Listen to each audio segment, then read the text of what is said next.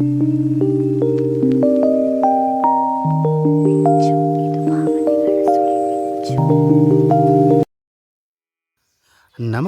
ಪ್ರಿಯ ವೀಕ್ಷಕರಿ, ಮಿಂಚು ಚಾನಲ್ಗೆ ನಿಮಗೆಲ್ಲ ಆತ್ಮೀಯ ಸ್ವಾಗತ. ಹಾಸ್ಯ ದೊರೆ ಶ್ರೀಯುತ ಟೆನ್ನಿಸ್ ಕೃಷ್ಣ ಇವರ ಜೊತೆಗಿನ ಮಾತುಕತೆಯ 4ನೇ ಭಾಗವಿದು. ಬನ್ನಿ ಪ್ರಿಯ ವೀಕ್ಷಕರೇ, ಶ್ರೀಯುತ ಟೆನ್ನಿಸ್ ಕೃಷ್ಣ ಇವರ ಜೊತೆಗಿನ ಮಾತುಕತೆಯನ್ನು ಮುಂದುವರೆಸೋಣ. ಸುಮ್ಮನೆ ಬಟ್ಟೆ ಹಾಕೊಂಡು ಟೈಮ್ ವೇಸ್ಟ್ ಮಾಡೋದಕ್ಕಿಂತ ಪೇಟೆಯಲ್ಲಿ ಒಂದು ಮಿಷಿನ್ ಬಂದಿದೆ.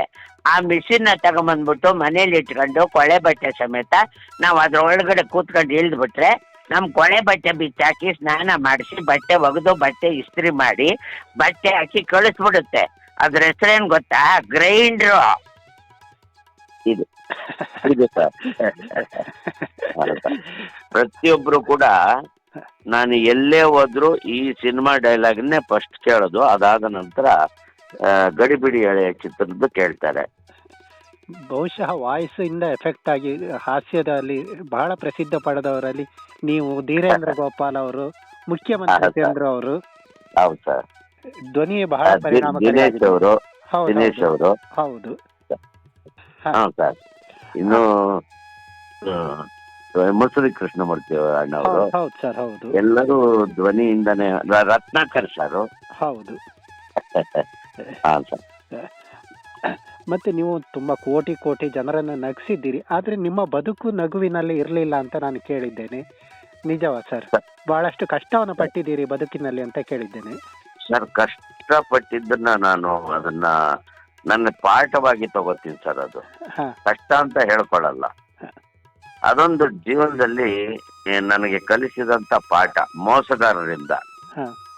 ಮೋಸಗಾರರಿಂದಾನೇ ಆಗಿರೋದು ಹೊರತು ನನಗೆ ಯಾರು ಆ ದೇವ್ರು ನನಗೆ ಕಷ್ಟ ಕೊಟ್ಟಿಲ್ಲ ಸರ್.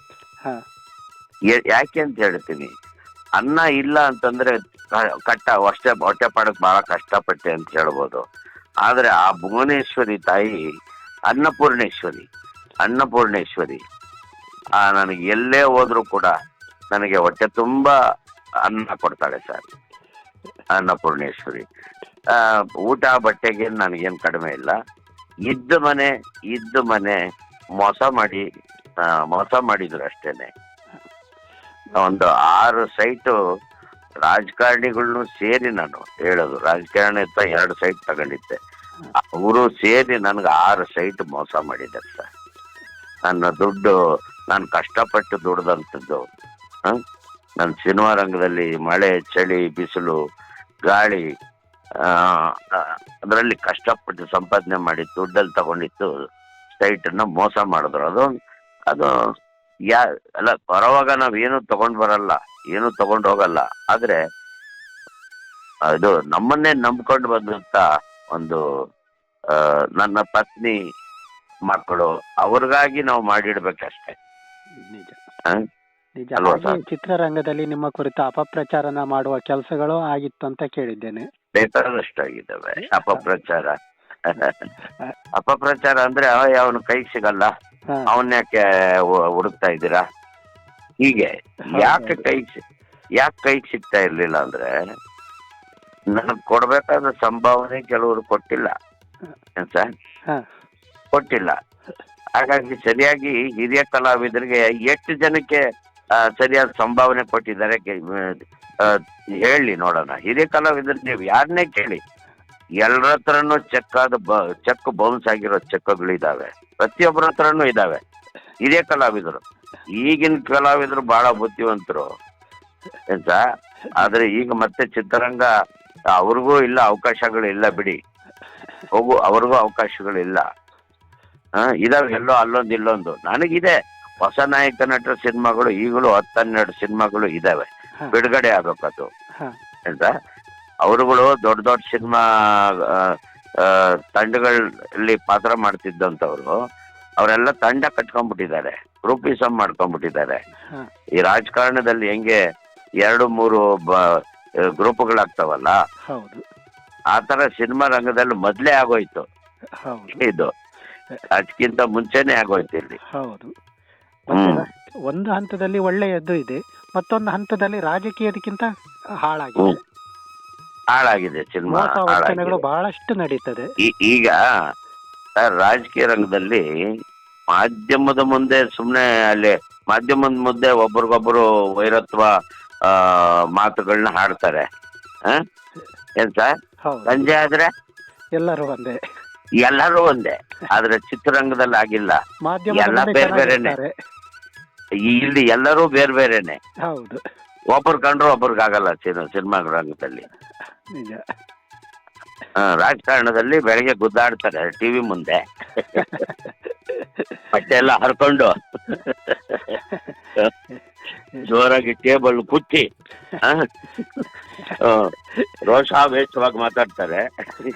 ಸಾಯಂಕಾಲ ಆದ್ರೆ ನಕ್ಕೊಂಡು ಎಬ್ಬರ ಸೆಕೆಂಡ್ ಒಬ್ರಿಗೊಬ್ರು ಖುಷಿ ಖುಷಿಯಾಗಿರ್ತಾರೆ ಎಲ್ಲರೂ. ಸರ್, ಮತ್ತೆ ಇನ್ನೊಂದು ಕೇಳಬೇಕು. ನೀವು ರಂಗಭೂಮಿಯಲ್ಲಿ ಅನೇಕ ನಾಟಕಗಳಲ್ಲಿ ನಟಿಸಿದ್ದೀರಿ. ಎಲ್ಲ ರೋಲ್ಗಿಂತ ಕಾಮಿಡಿ ರೋಲ್ ಬಹಳ ಕಷ್ಟ. ನೀವು ನಗಿಸ್ಬೇಕು, ಆದ್ರೆ ನಗಬಾರ್ದು. ಅದು ಹೇಗೆ ಸಾಧ್ಯ ಆಯ್ತು, ಹೇಗೆ ಅಂತ ಹೇಳ್ತೀರಾ? ಸರ್, ಆಗಿಲ್ಲ. ನಾನು ಅದ್ರ ತದ್ವಿರುದ್ಧ. ಏನಂದ್ರೆ, ನಾನು ನೋಡಕ್ಕೆ ನಾನು ಸೀರಿಯಸ್ ಆಗಿರ್ತೀನಿ, ಆದ್ರೆ ಬಹಳ ನಗಿಸ್ತಿರ್ತೀನಿ ಎಲ್ರಿಗೂ. ಏನ್ ಸರ್ ನೀವು ಸಿನಿಮಾಗೂ ಇಲ್ಲಿಗೂ ವ್ಯತ್ಯಾಸನೇ ಇಲ್ಲ, ಸಿನಿಮಾದಲ್ಲೂ ನಗಿಸ್ತೀರಿ, ಇಲ್ಲೂ ಎಂತೆಂತ ಡೈಲಾಗ್ ಹೊಡಿತೀರಿ. ಅದಕ್ಕೆ ನಿಮ್ಮನ್ನ ಆ ತಾಯಿ ಒಬ್ಬ ಹಾಸ್ಯಗಾರನಾಗಿ ಚಿತ್ರರಂಗಕ್ಕೆ ಅದ ಕಲಾ ದೇವತೆ ಆಶೀರ್ವಾದ ಮಾಡಿರೋದು ನಿಮ್ಗೆ ಅಂತಿರ್ತಾರೆ. ಮತ್ತೆ ನೀವು ಚಿತ್ರರಂಗಕ್ಕೆ ಬಂದ ಕಾಲದಲ್ಲಿ ಬಹಳ ದಿಗ್ಗಜ ಹಾಸ್ಯ ಕಲಾವಿದರಿದ್ರು. ಅವರ ಮಧ್ಯೆ ಕಾಣಿಸಿಕೊಳ್ಳುವುದು ಅಷ್ಟು ಸುಲಭ ಇರಲಿಲ್ಲ ಅಂತ ಅನ್ಸುತ್ತೆ. ದಿಗ್ಗಜ ಹಾಸ್ಯ ನಟರು ಅಂದ್ರೆ ಬಾಲಣ್ಣ ಅವರು ಇದ್ರು, ನರಸಿಂಹರಾಜ್ ಅವರು ಇದ್ರು. ನಾನಿನ್ನೂ ಆಗ ಪ್ರವೇಶ ಆಗಿರ್ಲಿಲ್ಲ ಇದಕ್ಕೆ, ರಂಗಭೂಮಿಗೆ ನಾನಿನ್ನೂ ಪ್ರವೇಶ ಆಗಿರ್ಲಿಲ್ಲ. ನರಸಿಂಹರಾಜ್ ಅವ್ರನ್ನ ನೋಡಿದ್ದೆ ನಾನು ಮೊದಲು. ಫಸ್ಟ್ ನಾನು ನೋಡಿದ್ದು ರಾಜಣ್ಣ ಅವ್ರನ್ನ. ಎಲ್ಲಿ ಅಂದ್ರೆ ಚಾಮರಾಜಪೇಟೆ ಮಕ್ಕಳ ಕೂಟ, ಫೋರ್ಟ್ ಹೈಸ್ಕೂಲ್ ಕೇಳ್ಪಟ್ಟಿದ್ದೀರಾ? ಹೌದು ಸರ್, ಹೌದು. ಅಲ್ಲಿ ಮಕ್ಕಳ ಕೂಟ ಅಂತ ಇದೆ ಇವತ್ತಿಗೂ ಕೂಡ. ಅಲ್ಲಿ ಇದು ಪರೋಪಕಾರಿ ಶೂಟಿಂಗ್ ನಡೀತಾ ಇತ್ತು.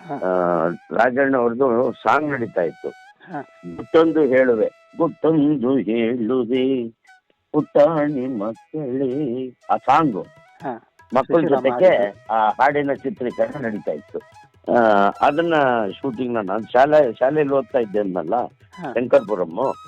ಅದರ ಪಕ್ಕದ ರಸ್ತೆನೆ, ನಮ್ಮ ಶಾಲೆ ಪಕ್ಕದ ರಸ್ತೆಯಲ್ಲೇ ಶೂಟಿಂಗ್ ಅದು. ಹಾಗಾಗಿ ರಾಜಣ್ಣ ಅವ್ರನ್ನ ನೋಡಿದ್ಮೇಲೆ ನರಸಿಂಹರಾಜ್ ಅವ್ರನ್ನ, ಅದೇ ಎಸ್ ಮೂರ್ತಿಯವರ ನಾಟಕ ತಂಡ, ಅಲ್ಲಿ ಗೆಸ್ಟ್ ಕರೆಸಿದ್ರು ಅವ್ರನ್ನ. ನಾನು ಇನ್ನೂ ಆ ತಂಡಕ್ಕೆ ಸೇರಿರ್ಲಿಲ್ಲ. ನಾನು ಗೆಸ್ಟ್ ಆಗಿ ಕರೆಸಿದ್ರು. ನರಸಿಂಹರಾಜ್ ಅಣ್ಣ ಅವ್ರು ಬಂದಿದ್ರು. ನಾನು ಮಾತಾಡ್ಸಿದ್ದೆ ನರಸಿಂಹರಾಜ್ ಅಣ್ಣವ್ರನ್ನ. ಏನಂದ್ರೆ, ಸರ್ ಏನ್ ಸರ್, ಏನಣ್ಣ ಕರಿನಾಯಿನ ಬಿಳಿ ಮಾಡ್ತೀರಾ ಅಂತ ಕೇಳಿದ್ದೆ. ಅದೊಂದು ಸಿನಿಮಾ, ಅವ್ರದೇ ಸಿನಿಮಾ ಡೈಲಾಗ್ ಅದು. ಕರಿನಾಯಿನ ಬಿಳಿ ಮಾಡ್ತೀರಾ ಅಂತ ಮಾತಾಡ್ಸಿದ್ದೆ. ಊನಪ್ಪ ಅಂದಿದ್ರು. ಹಾಗೆ ಆಮೇಲೆ ಬಾಲಣ್ಣ ಅವ್ರ ಜೊತೆಯಲ್ಲಿ ನೇರವಾಗಿ ಪಾತ್ರ ಮಾಡುವಂತ ಅವಕಾಶ ಸಿಕ್ತು. ಅದು ದಡ ಸೇರದ ಅಲೆ ಅಂತ ಒಂದು ಸಿನಿಮಾ. ಅದು ದಡನೆ ಸೇರ್ಲಿಲ್ಲ. ನಾನು ಹೇಳಿದೆ ಡೈರೆಕ್ಟರ್ಗೆ, ಯಾಕ ಹೆಸರಿಟ್ಟಿದ್ರಿ ಅಂದ್ರೆ, ಡೈರೆಕ್ಟರ್ ನನ್ನ ಅವ್ರದ್ದು ಒಂದು ನಾಟಕ ತಂಡ ಇತ್ತು, ಹವ್ಯಾಸಿ ನಾಟಕ ತಂಡ. ಸೊ ಅವ್ರಿಗೆ ಹೇಳಿದ್ದೆ ನಾನು, ಸರ್ ಟೈಟ್ಲು, ನನ್ನ ಜೊತೆಗೆ ಅವರಿಗೆ ಜೊತೆಲಿ ಸಹಾಯಕ ನಿರ್ದೇಶಕನಾಗಿ ಕೂಡ ಕೆಲಸ ಮಾಡಿದ್ದೆ ನಾನು. ಒಂದು 2-3 ಸಿನಿಮಾದಲ್ಲಿ ಕೆಲಸ ಮಾಡಿದೆ. ಹಾಗಾಗಿ ಅವರು ನಮ್ಮ ಆತ್ಮೀಯತೆಯಿಂದ ನಾನು ಆ ಒಂದು ಸಜೆಷನ್ ಕೊಟ್ಟಿದ್ದೆ, ಟೈಟ್ಲು ಬೇಡ, ಅದು ಚೇಂಜ್ ಮಾಡ್ರಿ ಅಂತ. ಅವ್ರು ಚೇಂಜ್ ಮಾಡಲೇ ಇಲ್ಲ. ಆ ಸಿನಿಮಾನೇ ಬಿಡುಗಡೆ ಆಗ್ಲಿಲ್ಲ. ಯಾಕೆಂದ್ರೆ ಕೆಲವು ಆ ತರ ಟೈಟ್ಲ್ಗಳು ಅದು ಆ ತರ ಮಾಡಿಸ್ಬಿಡುತ್ತೆ, ಕೆಲವೊಂದು ತಡನೆ ಸೇರ್ಲಿಲ್ಲ ಅದು. ಆ ಸಿನಿಮಾದಲ್ಲಿ ಬಾಲಣ್ಣ ಅವ್ರ ಜೊತೆಲಿ ನಾನು ಆಕ್ಟ್ ಮಾಡಿದ್ದೆ. ಆಮೇಲೆ ಪ್ರತಿ ದಿವಸ ಬೆಳಗ್ಗೆ ಅವ್ರ ಜೊತೆಗೆ ವಾಕಿಂಗ್ ಹೋಗ್ತಾ ಇದ್ದೆ ನಾನು.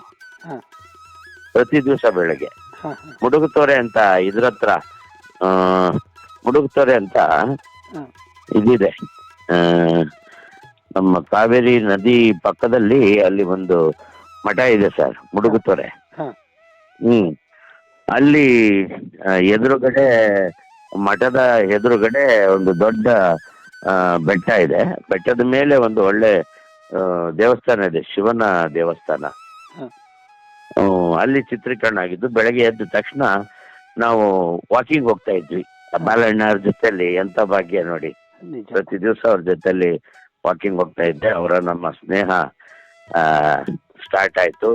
ಅವ್ರು ನೆನಪು ಮಾಡ್ತಾ ಇದ್ರು, ನೀನು ನೋಡ್ತಾ ಇದ್ರೆ ನಮ್ ನರಸಿಂಹರಾಜು ನೆನಪಾಗುತ್ತೆ ಕೃಷ್ಣ ಹ್ಮ್. ಅಂತನ್ನೋರು. ಕಡೆಯವರೆಗೂ ಅವ್ರು ಈ ಬದುಕಿರೋವರೆಗೂ ನಾನು ಅವ್ರ ಜೊತೆಲೇ ಇದ್ದೆ ಸರ್. ಹ, ಹ. ನೀನು ನಾನು ಅವಾಗ ಸೇರ್ಬೇಕು ಅಂತನ್ನೋರು. ಅಂತ ಮಹಾನ್ ಕಲಾವಿದರ ಜೊತೆ ಅಶ್ವಥ್ ಸರ್ ಜೊತೆಯಲ್ಲಿ ಒಟ್ಟಿಗೆ ಒಂದೇ ರೂಮಲ್ಲಿ ಇದ್ವಿ ಚಿಕ್ಕಮಂಗ್ಳೂರಲ್ಲಿ, ಅಶ್ವಥ್ ಅಣ್ಣ ಅವ್ರ ಜೊತೆಯಲ್ಲಿ. ಹ. ಎಂತ ಭಾಗ್ಯ ಅಲ್ವಾ ಸರ್. ನಿಜ ನಿಜ. ವಿಷ್ಣು ಸರ್ ಜೊತೆಯಲ್ಲಿ, ಅವ್ರ ಜೊತೆಲೂ ವಾಕಿಂಗ್ ಹೋಗ್ತಾ ಇದ್ದೆ ನಾನು. ಮೈಸೂರು ರೇಸ್ ಕೋರ್ಸ್ ನಲ್ಲಿ ಬೆಳಗ್ಗೆ ಹ. ನನ್ನನ್ನು ಬಂದು ಕರ್ಕೊಂಡು ಹೋಗೋರು ಕಾರಲ್ಲಿ. ಹ. ನಾನಿದ್ದ ಹೋಟ್ಲ್ ಹತ್ರ ಬರೋರು. ನಾನು ರಮೇಶ್ ಭಟ್ಟು, ಇಲ್ಲ ಅಂದ್ರೆ ಅವ್ರು ಇಲ್ದೇ ಇದ್ದಾಗ ನಾನು ಒಬ್ಬನೇ ವಿಷ್ಣು ಸರ್ ಜೊತೆ ವಾಕಿಂಗ್ ಹೋಗ್ತಾ ಇದ್ದೆ. ಹ. ಎಂತ ಭಾಗ್ಯ ಅಲ್ಲ ಸರ್. ನಿಜ. ಯಾರು ಕೊಟ್ಟಿದ್ದೆ ಅಲ್ಲ, ಅಭಿಮಾನಿಗಳು ಕೊಟ್ಟಿದ್ದದು. ನಿಜ. ಅವ್ರ ಕಲಾಮಾತೆಯ ಆಶೀರ್ವಾದದಿಂದ, ಅವ್ರ ಆಶೀರ್ವಾದದಿಂದನೇ ನಾನು ಇವತ್ತಿಗೂ ಕೂಡ ಅಭಿಮಾನಿಗಳು ಅಂತ ಸಿನಿಮಾಗಳು ಮಾಡಿ ಮಾಡಿ ಅಂತಾರೆ, ಎಲ್ಲಿ ಬದಲ ಎಲ್ಲ. ತುಂಬಾ ಧನ್ಯವಾದಗಳು ಸರ್, ಮಿಂಚು ಚಾನೆಲ್ ಜೊತೆ ಇಷ್ಟು ಹೊತ್ತು ಮಾತಾಡಿದ್ದಕ್ಕಾಗಿ. Thank you sir, thank you sir. ಪ್ರಿಯ ವೀಕ್ಷಕರೇ, ಮತ್ತೊಂದು ಹೊಸ ಕಾರ್ಯಕ್ರಮದೊಂದಿಗೆ ಭೇಟಿಯಾಗೋಣ. ಅಲ್ಲಿಯವರೆಗೆ ನಮ್ಮ ಮಿಂಚು ಯೂಟ್ಯೂಬ್ ಚಾನಲ್ ಸಬ್ಸ್ಕ್ರೈಬ್ ಮಾಡಿಕೊಳ್ಳದಿದ್ದರೆ ಸಬ್ಸ್ಕ್ರೈಬ್ ಮಾಡಿಕೊಳ್ಳಿ, ಹಾಗೂ ನಮ್ಮ ಫೇಸ್ಬುಕ್ ಪೇಜ್ ಫಾಲೋ ಮಾಡಿ. ನಿಮ್ಮ ಪ್ರೀತಿ ನಮ್ಮ ಚಾನಲ್ ಕುರಿತು ನಿರಂತರವಾಗಿರಲಿ. ನಮಸ್ಕಾರ.